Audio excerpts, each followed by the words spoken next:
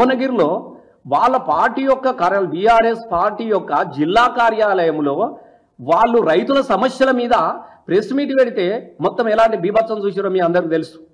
వాళ్ళకు రాచమర్యాదలు పోలీసు వాళ్ళు ఏమనుకుంటారంటే ఎవడు ఎక్కువ వ్యక్తుల మీద దాడి చేస్తారో వాళ్ళకు రివార్డులు, వాళ్ళకు అవార్డులు, వాళ్ళు పదవులు ఇచ్చుకుంటా. మరి ఇంత అరాచకాన్ని సృష్టించినటువంటి భువనగిరిలో కాంగ్రెస్ గుండాలు చేసినటువంటి ఆ గుండాల మీద మీరు ఏమన్నా కేసులు పెట్టిరా?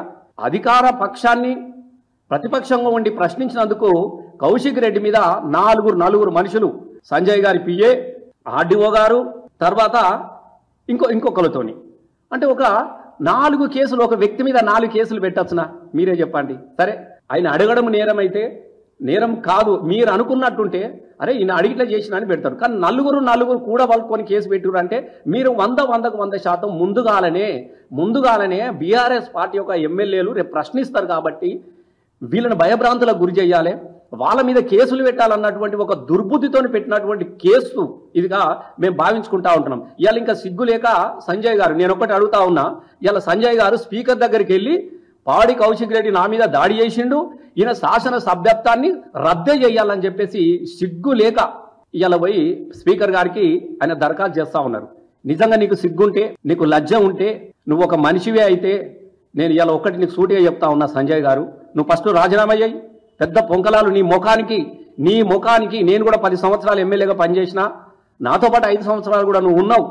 కానీ ఎట్లాంటి పరిస్థితులలో నిన్ను గెలిపించినో ఒకసారి నువ్వు చేసుకో. కన్న తల్లి పాలు తాగి రొమ్ము గుద్దే నైజాన్ని నువ్వు మర్చిపో అని చెప్తా ఉన్నాం. నువ్వు ఆయన అడిగిన దానిలో తప్పే ఉంది. నువ్వు అన్ని వంకర మాటలు మాట్లాడుతూ ఉన్నావు. రేవంత్ రెడ్డి చెప్పినట్టుగా 6 గ్యారంటీల మీద అబద్ధాలు చెప్పినట్టుగా నువ్వు అబద్ధాలను పొగుడుతూ మాట్లాడితే నువ్వు నిజం చెప్పాయా స్వామి, నువ్వు ఏ పార్టీలో ఉన్నావు అని చెప్పేసి అడిగిండ్రు. రేపు నియోజకవర్గం ఓటేసిన ప్రజలు కూడా నేను అడుగుతా ఉన్నారు నువ్వు ఏ పార్టీ తరఫున మాట్లాడుతూ ఉన్నావని. నీకు దమ్ముంటే చెప్పు నువ్వు ఏ పార్టీలో ఉన్నావో, లేదంటే మూసుకొని కూర్చో. మేము ఇలా నువ్వు కాంగ్రెస్ వాదివే అయితే నిన్ను కూడా నేను సూటిగా అడుగుతా ఉన్నా, రాజీనామా అయ్యాయి. నువ్వు పెద్ద ఇప్పుడు మీ ప్రభుత్వంలో మా రేవంత్ రెడ్డి సారు ఆహా ఊహా అని చెప్తా ఉన్నావు కదా. నిజంగా రేవంత్ రెడ్డి పాలన చక్కగా ఉన్నట్టుంటే, కాంగ్రెస్ పాలన చక్కగా ఉన్నట్టంటే మరి ఎందుకు భయపడుతున్నావా? రాజీనామా అయ్యి నీ 6 గ్యారెంటీని గెలిపిస్తాయి కదా, నీ 420 హామీలు నేను గెలిపిస్తాయి కదా. కానీ ఏమంటారు చూడు, తినేందేమో మొగని సొమ్ము పాడేడుదో నువ్వు ఇంకోని పాటను అన్నట్టుగా ఇవాళ ఇక్కడి నుంచి గెలిచి బీఆర్ఎస్ పార్టీ నుంచి గెలిచి కాంగ్రెస్ పాట వాడుతూ ఇలా సంక్రాంతికి వచ్చే బిచ్చగలలాగా ఇలా నువ్వు మాట్లాడుతూ ఉన్నావు. మాకైతే నవ్వొచ్చినా ఉన్నది. ఒకసారి నిన్ను నువ్వు అద్దంలో చూసుకో, నిన్ను నువ్వు ప్రశ్నించుకో. నేను ఇవాళ కూడా నేను అడుగుతా ఉన్నా, నువ్వు ఒక అవ్వకే పుట్టినోనివి అయితే, నువ్వు ఒక మనిషివే అయితే ఇవాళ వెంటనే బీఆర్ఎస్ పార్టీకి రాజీనామా చేయి. నీ శాసన ఇవాళ నువ్వు స్పీకర్కి ఇవ్వాల్సింది పాడి కౌశిక్ రెడ్డి మీద ఫిర్యాదు కాదు, నీ రాజీనామా లెటర్ ఇచ్చిరాపో, నిలబడిపో. రేపు ప్రజలు తెలుస్తారు కదా.